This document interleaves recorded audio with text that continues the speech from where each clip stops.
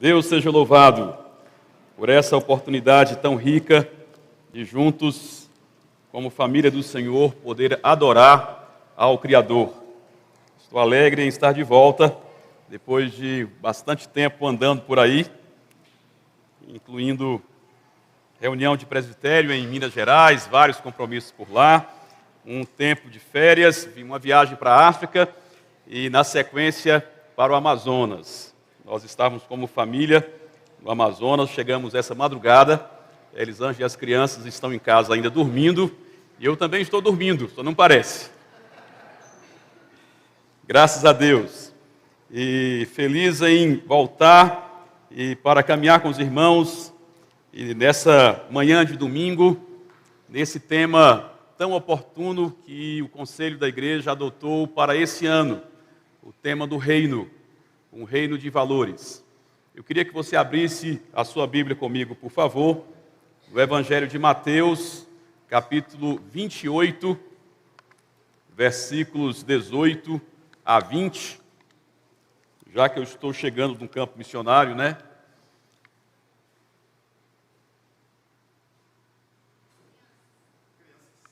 Não entendi.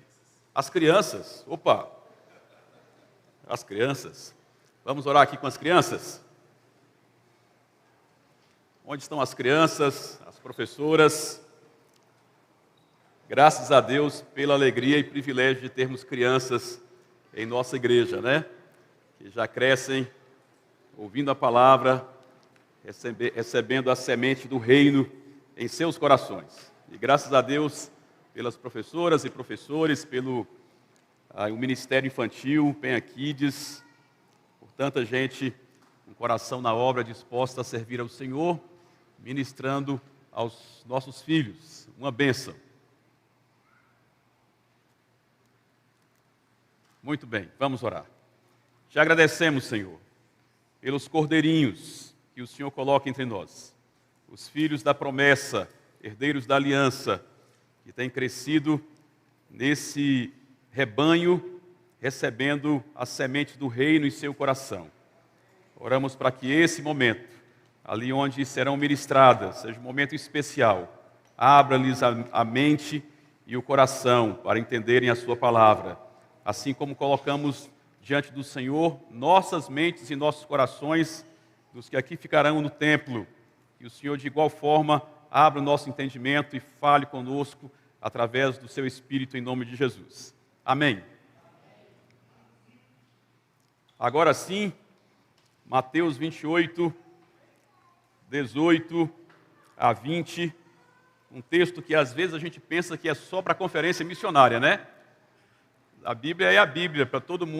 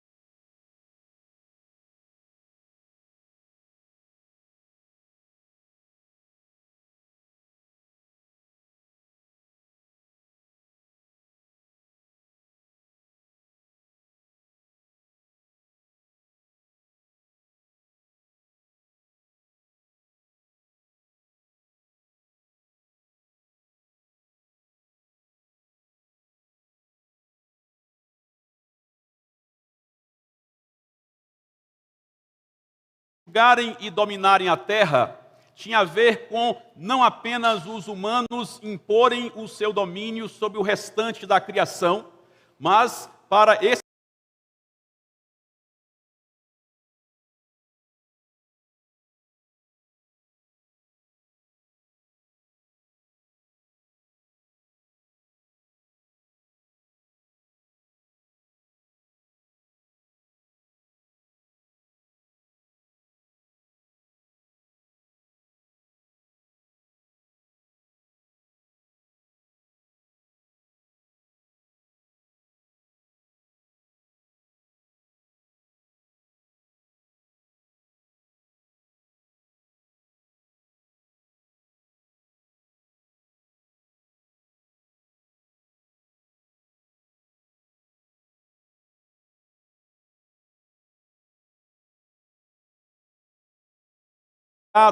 não foi mudado, Deus continuou com esse propósito.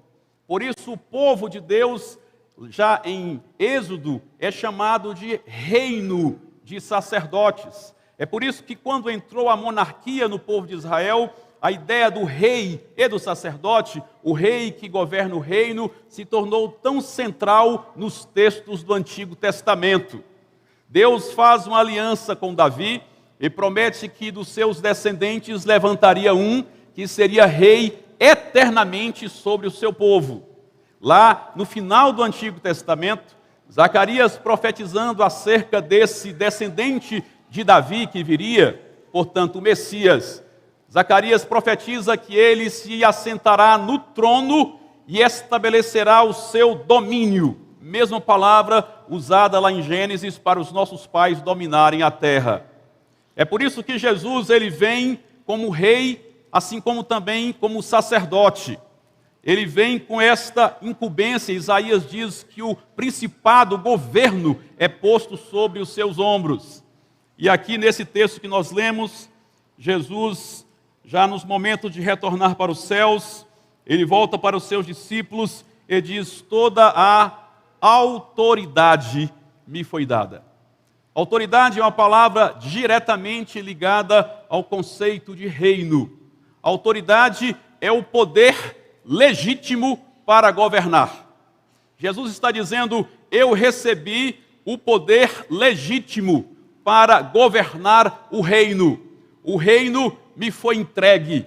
Aquele comissionamento que foi dado aos nossos pais no Éden de expandirem o domínio de Deus sobre toda a terra, sobre toda a criação, Jesus está dizendo que esta autoridade, esse comissionamento agora está sobre ele. De fato, foi entregue a mim essa autoridade de exercer domínio, de governar o reino. E Jesus, então, recebendo esta autoridade, é ele quem faz com que o seu reino se expanda e seja estabelecido em todas as partes do mundo, usando nesse processo você e eu, mas a autoridade foi dada a Jesus. É por isso que nós chegamos lá em Apocalipse e vemos que quando o reino está pleno, alcança a sua plenitude, com todos os redimidos diante do trono, o Cordeiro está sobre o trono. Ele recebeu a autoridade para governar. E ele diz: eu recebi esta autoridade no céu e na terra. E aqui temos uma expressão também ligada à ideia da criação, a narrativa da criação. Porque Gênesis começa dizendo que no princípio criou Deus os céus e a terra. É a expressão hebraica para universo. No grego, nós temos a palavra cosmos, para mundo, usada em várias vezes no Novo Testamento, escrito nessa língua. Mas o Espírito Santo, inspirando Mateus, guiando Mateus no registro desse discurso de Jesus, e vamos lembrar que Jesus não falava grego, Jesus falava aramaico, e o texto foi escrito em grego. Então aqui é como aquele brasileiro que fala inglês básico, mas usa a estrutura de português, né, para falar inglês. Sabe como é que é, né? Está falando inglês, mas a estrutura é do português. Não é por um erro, é por escolha intencional do Espírito Santo. Está sendo escrito em grego, quando poderia dizer: toda autoridade me foi dada no mundo, mas usa a estrutura hebraica de céus e terra, para dizer de maneira clara que ele se refere a toda a criação registrada em Gênesis 1:1. O universo, toda a autoridade para governar o meu reino me foi dada em todo o universo criado pela Trindade Santa. E o versículo 19, então ele diz: já que eu tenho toda essa autoridade, eu recebi do Pai, vocês podem ir. Vão e façam discípulos. E fazer discípulos, temos aqui novamente algo ligado ao relato da criação. Porque fazer discípulos, às vezes nós pensamos em discipulado como aquele cursinho preparatório para o batismo, o novo na fé e para o adolescente. Mas, de fato, fazer discípulos tem um conceito muito mais amplo nas Escrituras, ligado à imagem de Deus. Fazer discípulos é levar a mensagem que restaura a imagem desfigurada de Deus nos seus redimidos. Está ligado ao conceito de Gênesis 1, o homem conforme a imagem de Deus. Paulo diz: sede meus imitadores, assim como eu sou de Cristo. Tem a ver com imagem, semelhança, que imita, mímica, que imita o seu referente. Paulo diz que aqueles que a Deus de antemão conheceu, estes ele predestinou para serem conforme a imagem do seu Filho. Fazer discípulos é levar a mensagem que restaura a imagem desfigurada de Deus no homem. E esta imagem agora é de maneira mais objetiva, projetada em Cristo, na sua forma de viver, nos seus ensinos, na sua vida e nos valores que ele deixou para o seu reino. E ele diz então: façam discípulos, batizando-os. O batismo é uma aliança. O batismo é um processo de aliançar-se com Deus. E ele diz: batizando em nome do Pai, do Filho e do Espírito Santo. Quando nós somos batizados, o batismo é um sinal de que nós já entramos no povo de Deus, sua igreja. Temos assim uma aliança com o Pai.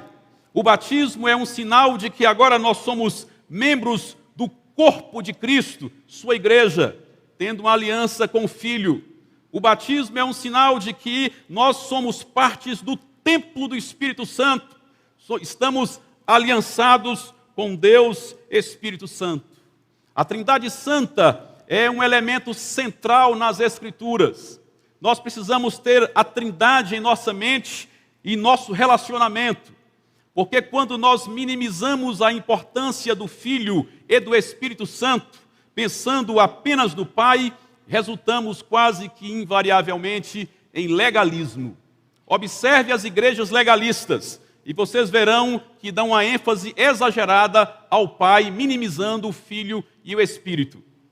Quando minimizamos o Pai e o Espírito, enfatizando excessivamente Cristo, o Filho, resultamos quase que invariavelmente em legalismo. E quando se minimiza o Pai e o Filho, dando ênfase exagerada e isolada ao Espírito, resultamos em triunfalismo.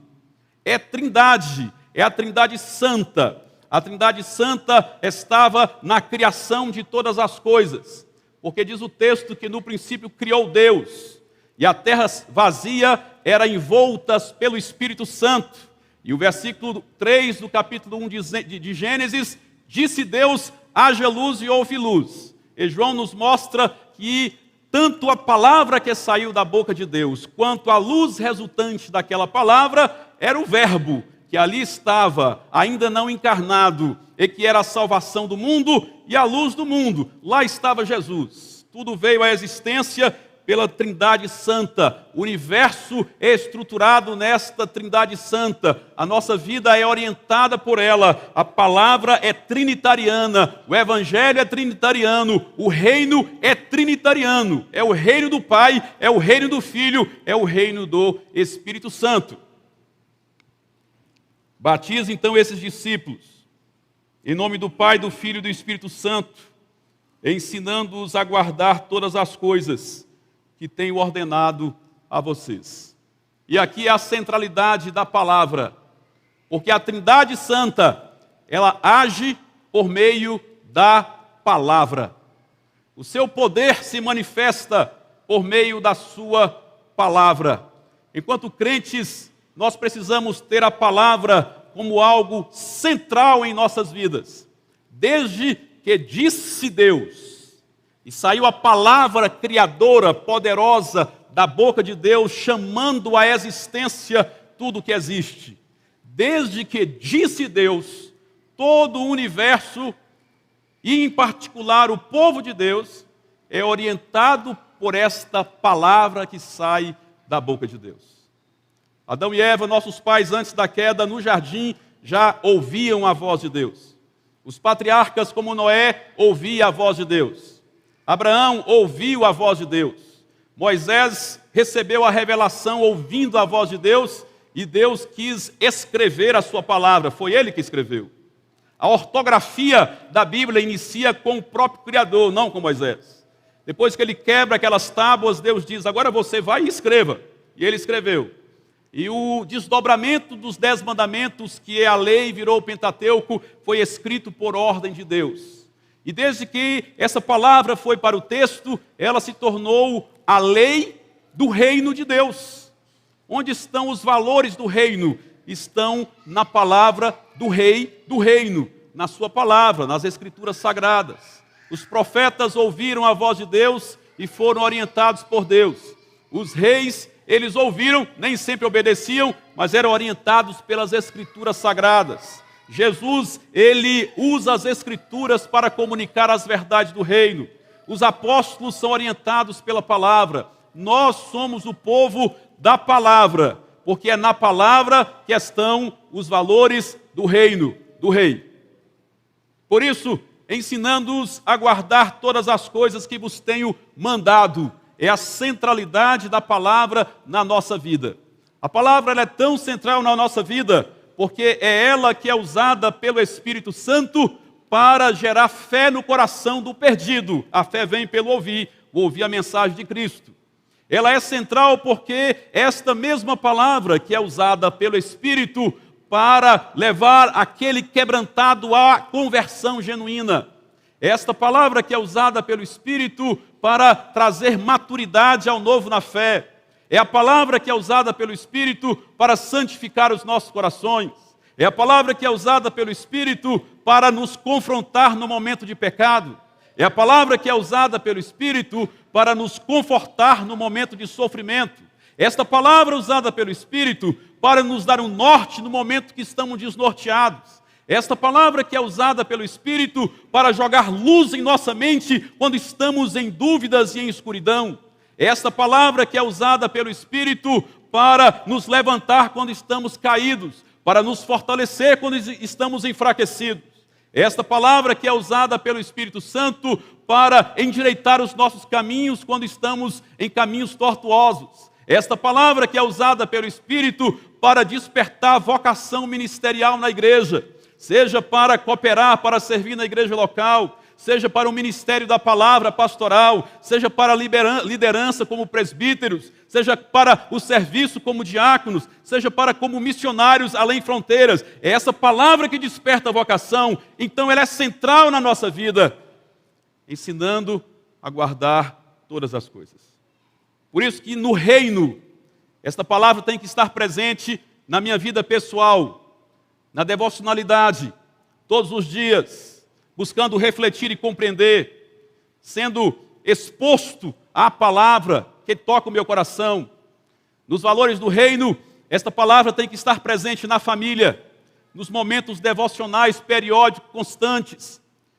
Nos valores do reino, esta palavra tem que estar presente na minha prática, na minha forma de viver. Ela precisa se manifestar nas minhas ações, nas minhas reações, nos meus comportamentos. Nos valores do reino, essa palavra tem que encher a minha mente, tem que encher o meu coração, para quando eu abrir a boca, sair palavra, porque a boca fala do que o coração está cheio. Se você tem tido um relacionamento, digamos, frágil com as Escrituras, distanciado das Escrituras, assuma esse compromisso, tome essa decisão, buscando graça do Espírito Santo, para você mudar essa dinâmica e tornar a palavra de Deus central na sua vida e na sua família. Porque se você é um súdito do rei e vive no reino, é nas palavras que você encontrará os valores do reino de Deus. Jesus, então, ele conclui esse ordenamento, trazendo uma promessa preciosa e confortadora para os discípulos. Ele conclui dizendo: e eis que estou com vocês. Estou com vocês todos os dias, até o fim dos tempos. Aquele que no começo trouxe à existência o tempo, quando este não existia, porque Gênesis começa dizendo no princípio. No princípio é a expressão hebraica para a inauguração do tempo. A Trindade Santa, sempre existente na eternidade, da eternidade chama a existência a temporalidade, inaugura o tempo no princípio.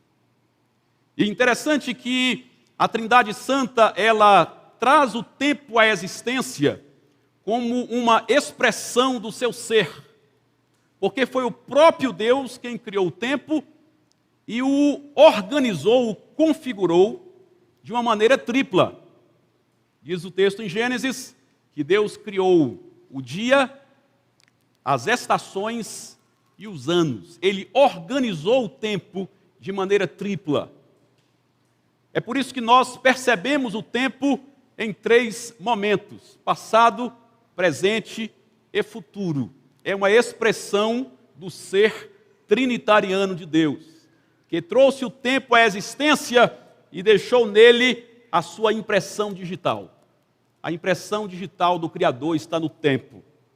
E Deus, ele nos colocou no tempo, nos amarrou ao tempo e nos limitou pelo tempo, para nos lembrar que nós não somos divinos, que nós somos humanos, nós estamos presos ao tempo. Por isso nós estamos sempre tentando superar o tempo. Não é assim? Se não é assim com você, é assim comigo. Eu estou sempre tentando achar mais 1 minuto no dia, não é? Mas a gente não consegue mexer no tempo, diminuir nem aumentar o tempo. Consigo mover o meu relógio, o cronômetro, mas o tempo real eu não consigo, estou preso e limitado a ele. É para lembrar que eu não sou divino, eu sou humano. E nessa percepção que Deus nos deu do tempo passado, presente e futuro, interessante que, sendo ele eterno, portanto, antes do tempo e além do tempo, na sua soberania, ele quis se revelar dentro desse tempo, tal qual configurado por ele. Porque o autor aos Hebreus diz que Jesus Cristo, ele é o mesmo ontem, passado, é o mesmo hoje, presente e sempre será o mesmo futuro. Em Apocalipse, diz que o Deus soberano, ele se revela como aquele que é presente, que era passado e que há de vir futuro. Deus se revela dentro dessa temporalidade e Tiago diz que, apesar disso, ele sendo eterno e invariável, nele não há mudança, nem sequer qualquer sombra de variação. Significa, o Deus que cuidou de mim ontem, que cuida de mim hoje, cuidará de mim amanhã. Quando Jesus disse, eu estarei com vocês todos os dias, esta ideia da presença de Cristo que nos capacita a viver no reino, a viver os valores do seu reino, a viver debaixo da sua autoridade e a proclamar os valores do seu reino. Ele está conosco e ele não muda. Da forma que ele agiu ontem, ele me guardou e me protegeu. Ele guarda e protege hoje. Independente do que venha acontecer no amanhã, ele estará presente. E isso nos basta. Sobre essa presença de Cristo, 4 aplicações rápidas para a gente concluir. A presença de Cristo em nós, no seu reino e através de nós, é que nos chama para a adoração.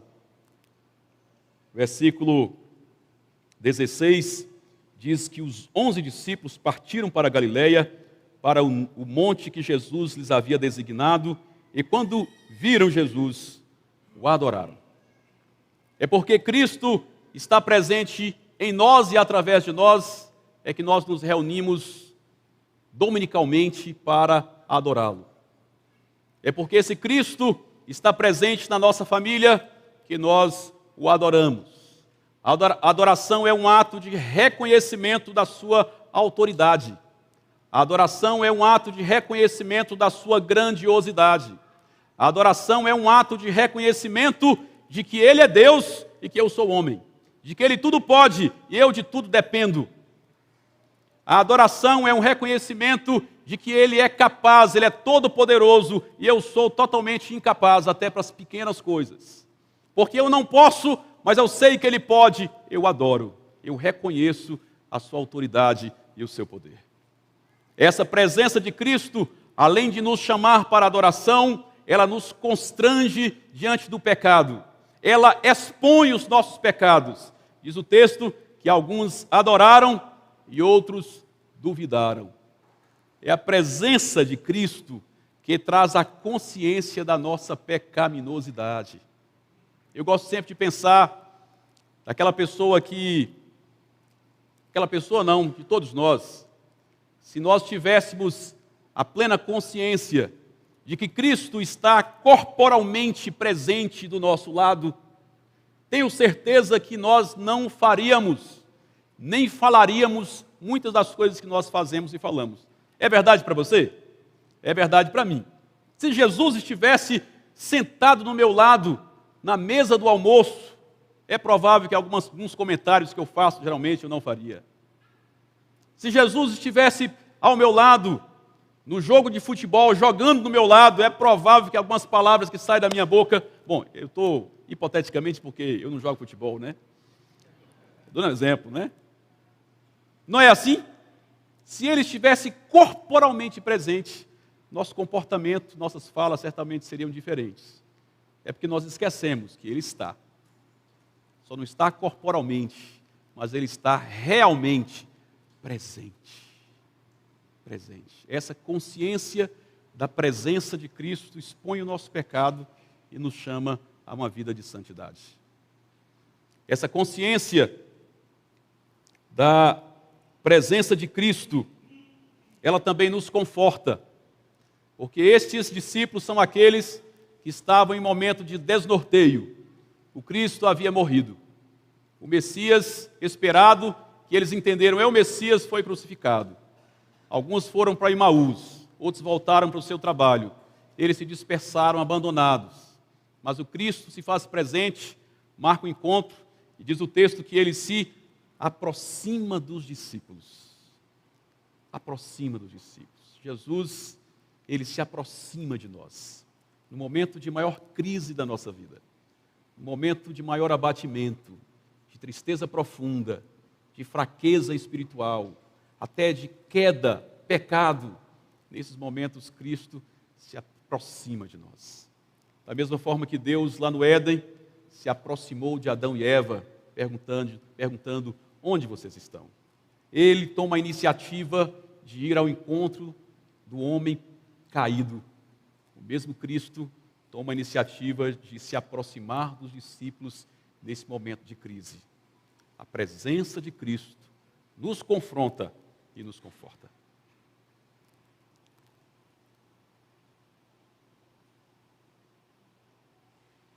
E essa presença de Cristo, ela também nos capacita a proclamar a mensagem do reino.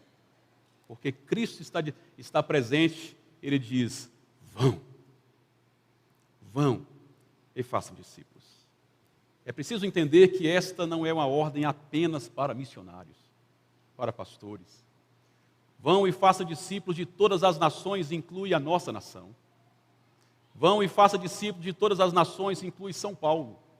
inclui a sua rua, inclui o seu bairro, inclui a sua família, inclui o seu ambiente de trabalho, inclui o seu ambiente de estudo, inclui o seu ambiente de relacionamento, o seu círculo de relacionamento.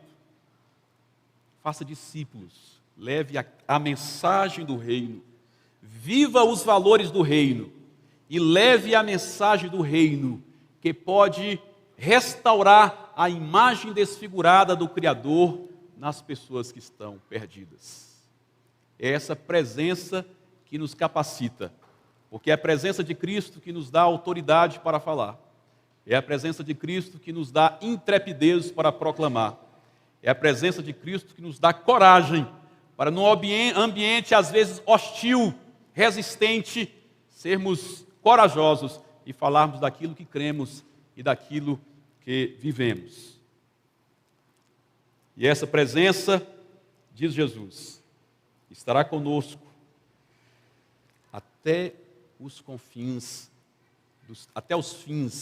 dos tempos. Até os fins dos tempos. Jesus, ele não é apenas uma lembrança.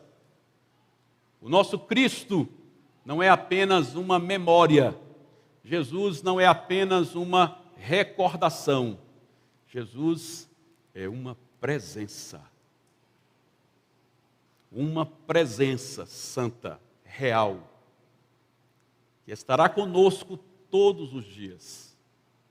Esse ano que quase ainda está iniciando, nós não sabemos o que acontecerá nos próximos meses, nas próximas semanas, nos próximos dias.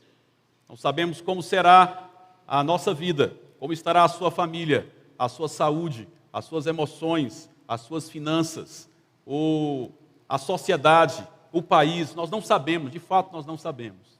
Porém, basta saber que essa presença santa que esteve no passado, que está no presente, estará conosco no amanhã, todos os dias, até que o tempo deixe de ser tempo, voltando a ser eternidade. E estaremos assim, plena e eternamente, com Ele, na sua presença. Vamos orar.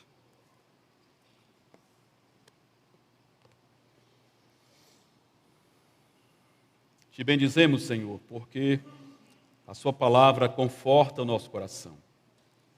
A sua palavra abre os nossos olhos e encoraja nossa mente quando estamos com a mente confusa, perdida e abatida. Pensamentos de abatimento, pensamentos de tristeza, pensamentos de confusão, de desnorteio. Sua palavra joga luz, coloca tudo em ordem, ajeita as nossas emoções, regula o nosso coração, renova a nossa fé e nos dá condições para seguir caminhando. Te agradecemos por essa santa presença, presença do Cristo, que nos basta para a caminhada. Oro para que os meus irmãos e as minhas irmãs tenham essa percepção não apenas teórica, mas experiencial da presença santa do Senhor em suas vidas, em nome de Jesus. Amém.